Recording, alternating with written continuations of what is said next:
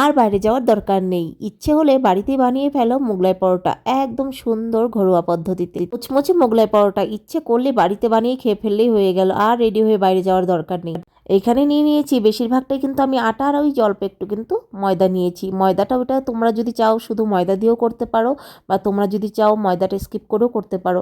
যেটা ঘরে খাওয়া, যে ময়দাটা আমাদের জন্য ভালো না আমরা জানি, যদি ইচ্ছে করি যে ঠিক আছে আটা দিয়ে আজকে খাবো, ওটাও খেতে পারো, কিন্তু ময়দাটা একটু মুচমুচেটা বেশি হয় সেটাই আর কি। কিন্তু আমি কম ভাগে আজকে ময়দা দিয়েছি আর বেশিরভাগই আটাটা দিয়েছি, যেহেতু ঘরে বানাচ্ছি। তারপর কিন্তু আমি নুন আর তেল দিয়ে ভালো করে ময়ান দিয়ে নিয়ে তারপর কিন্তু গরম জলে ভালো করে ঠেসে ঠেসে এখন আটাটাকে মেখে নিচ্ছি। তারপর এখানে আমি লেচিগুলো কেটে নিয়েছি, একদম রুটির জন্য যে লেচিগুলো কাটি সেইভাবে কিন্তু ছোট ছোট করেই কেটে নিয়েছি।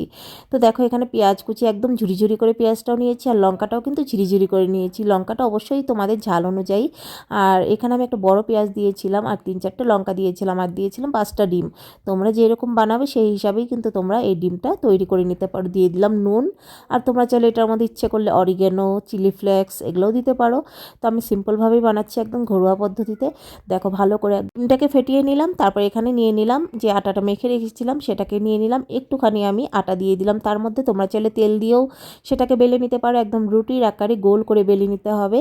আর আমি একদম বেশি মোটা সেটা কিন্তু করিনি, যেভাবে রুটি বেলি সেই রকমভাবেই কিন্তু পাতলা করে নিয়েছি। দিয়ে দিলাম ডিমটা ফেটিয়ে রেখেছিলাম সেটাকে, আর এই রকম করে দুই সাইড থেকে এইভাবে ভাঁজ করে দিতে হবে যাতে ডিমটা বেরিয়ে না যায়। দেখতেই পারলে আমি কতটুকু ডিম দিয়েছি। এইভাবে যদি করো একদমই বের হবে না, আর সুন্দর কিন্তু একদম বাড়িতে বানিয়ে ফেলো মোগলাই পরোটা। আর দেখো এইভাবে আমি দুটো করে রেখেছি। দিয়ে দিলাম সাদা তেল, তোমরা চাইলে কিন্তু শুধু সাদা তেলেই কিন্তু ভাজাটা ভাজতে পারো। আমার কাছে সাদা তেলটা কম ছিল বলে আমি কিন্তু সর্ষের তেলও মিক্সড করেছি। তেলটা গরম হয়ে যাওয়ার পর গ্যাসের আঁচটাকে মিডিয়াম করে দিয়ে তারপর কিন্তু আমি দিয়ে দিলাম মোগলাই পরোটাগুলোকে। আর এইভাবে দিয়ে একটু হালকা তেলে ভাজলে আস্তে আস্তে দেখবে সুন্দর একদম ভিতর সাইডটাও সুন্দর ভাজা হয়ে যাবে, আর উপর সাইডটাও। আর কত সুন্দর লাগছে না দেখতে, বেশ ভালো লাগছে। না না, খেতেও দারুণ হয়েছে। একটু হালকা ফুলেছে তো তোমরা ভয় পেও না। এই যে উল্টিয়ে দিলাম, সাইডটা ভাজা হওয়ার পর যখন আরেকবার উল্টিয়ে দেবো তখন দেখবে কতটা ফুলে ফেপে ওঠে। আর তোমরা যদি চাও যে হালকা করে ভেজে খাবো, হালকা করে ভেজে খেতে পারো।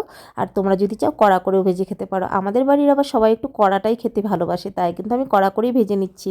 আর দেখো উল্টিয়ে দেওয়ার পর কতটা ফুলে ফেপে উঠলো, তোমরা নিজেরাই দেখতে পাচ্ছ। গরম গরম খাবে কিন্তু, গরম গরম দারুণ টেস্টি এই মোগলাই পরোটাটা।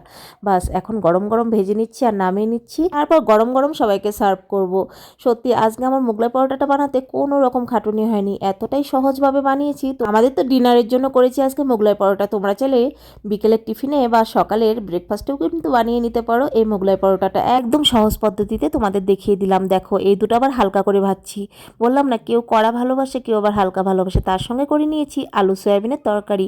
মোগলাইয়ের সঙ্গে আমার আবার তরকারি না হলে ঠিক জমে না। তোমরা চাইলে শুধু আলুর তরকারিও বানাতে পারো বা অন্য কোনো তরকারিও বানাতে পারো, যেটা খেতে খুব ভালো লাগে। আমার আবার মোগলাইয়ের সঙ্গে একটু ঝোল ঝোল তরকারিটা ভালো লাগে, তো আমি এইভাবে করে নিয়েছি সয়াবিনের তরকারি। তোমরা চাইলে এইভাবেও করে নিতে পারো।